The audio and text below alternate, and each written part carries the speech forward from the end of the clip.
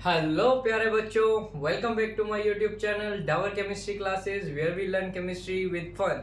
मैं ले आया हूं आपके लिए सेकंड लेक्चर, जिसमें आज हम डिस्कस करने वाले हैं chemical equation and balancing of chemical reaction. बिना किसी देरी के लिए स्टार्ट करते हैं। केमिकल इक्वेशन क्या था बच्चे? हमने केमिकल रिएक्शन के बारे में पढ़ा था। इसमें रिएक्टेंट होते हैं और प्रोडक्ट होते हैं। तो अब केमिकल इक्वेशन क्या है बच्चे? ये एक मेथड है जिससे हम रिप्रेजेंट करते हैं केमिकल रिएक्शन को। बट इसमें हम रिप्रेजेंटेशन जो करते हैं वो रिएक्टेंट एंड प्रोडक्ट को करते हैं, बट उनके फॉर्मूलाज के फॉर्म में। ठीक है, केमिकल फॉर्मूलाज के फॉर्म में। फॉर एग्जांपल जैसे हमने डिस्कस किया था, मैग्नीशियम रिएक्ट विद ऑक्सीजन। ठीक है, magnesium react with oxygen to form magnesium oxide.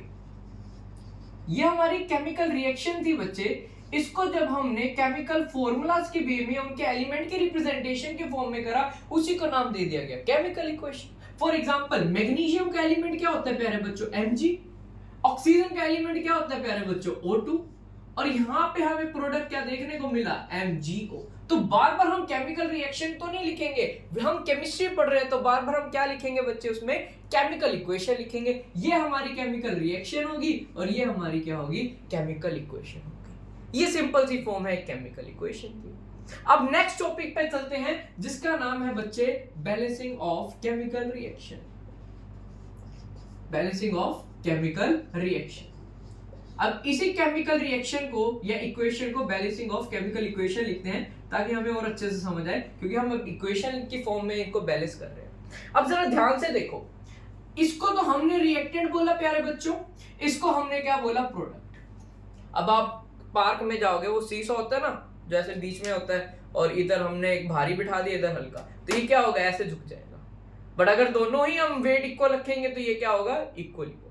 तो ऐसे ही बच्चे सबसे पहला क्वेश्चन बोर्ड पूछता है, why should there is a need of balancing of chemical equation?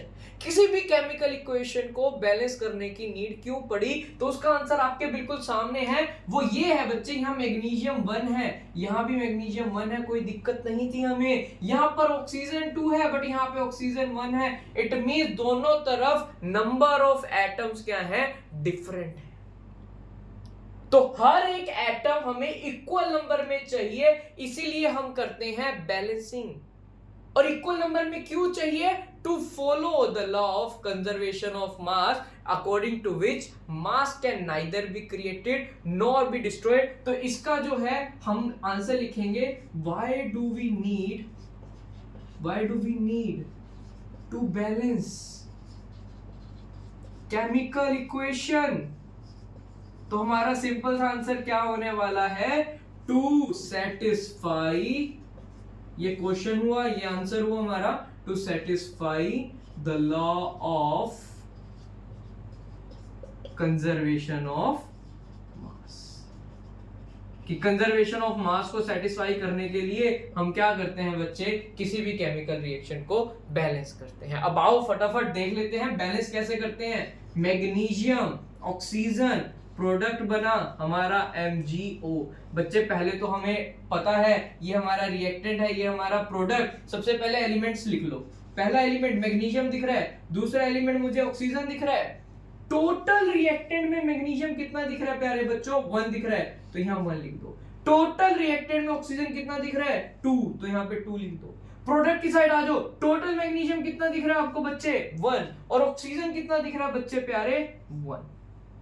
अब एक और एक तो बैलेंस है, बट यहाँ 2 है और यहाँ पे 1 है, तो हमें बैलेंस करने के लिए प्लस माइनस नहीं करना, सिर्फ और सिर्फ मल्टीप्लाई करना है। तो अगर हम मल्टीप्लाई करेंगे तो 1 को 2 से, ताकि हमारा 2 हो जाए, और ऑक्सीजन प्रोडक्ट में एक ही जगह है, तो मजबूरन बीच में तो कहीं लगा नहीं सकता, क्योंकि ये बच्चे दोनों ही कंबाइंड फॉर्म में, एक प्रोडक्ट फॉर्म में है, तो हमें 2 यहाँ पे लगाना पड़ेगा। इस 2 के चक्कर में ऑक्सीजन तो 2 हो गया बच्चों, पर मैग्नीशियम 1 था, उसको भी 2 से मल्टीप्लाई कर चुके हैं।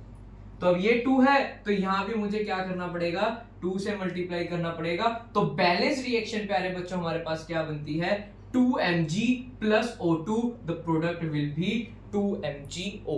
इस तरह से हमें क्या करना है प्यारे बच्चों? हमारी केमिकल इक्वेशंस को बैलेंस करना है। देखो एक और एग्जांपल देता हूं, और अच्छे से समझ आएगा। थोड़ा सा हम कॉम्प्लेक्स लेके चलते हैं, फटाफट आ जाओ, 2 कॉम्प्लेक्स रिएक्शन लेके चलते हैं।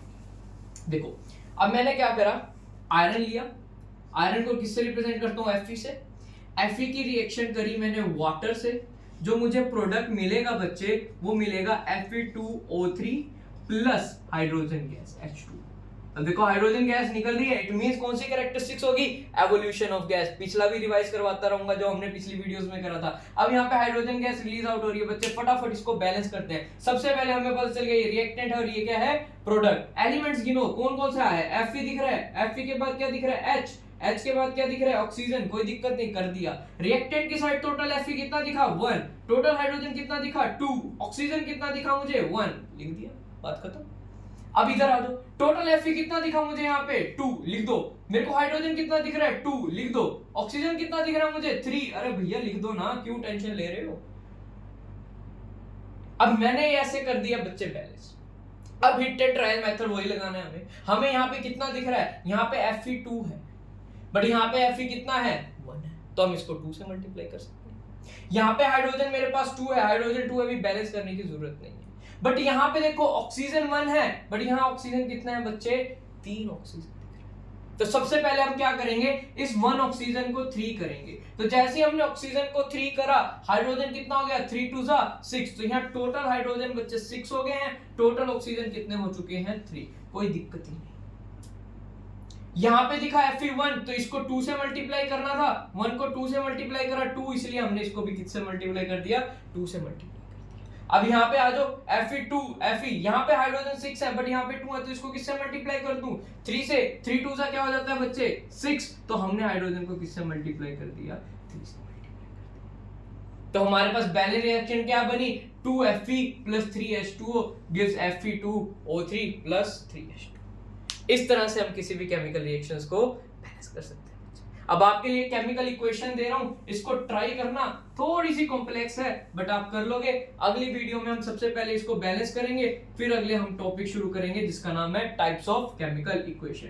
C6H12O6 ऑक्सीजन के साथ रिएक्ट करवाना बच्चे, प्रोडक्ट बनेगा CO2 प्लस H2O, साथ में हमारी हीट भी रिलीज आउट होगी, वो हम बाद में देखेंगे इसको क्या बोलते हैं। जब आप बैलेंस करोगे, हीट हटा देना और इस रिएक्शन को आप बैलेंस करना और मुझे कमेंट में जरूर बताना आपकी बैलेंस रिएक्शन क्या है।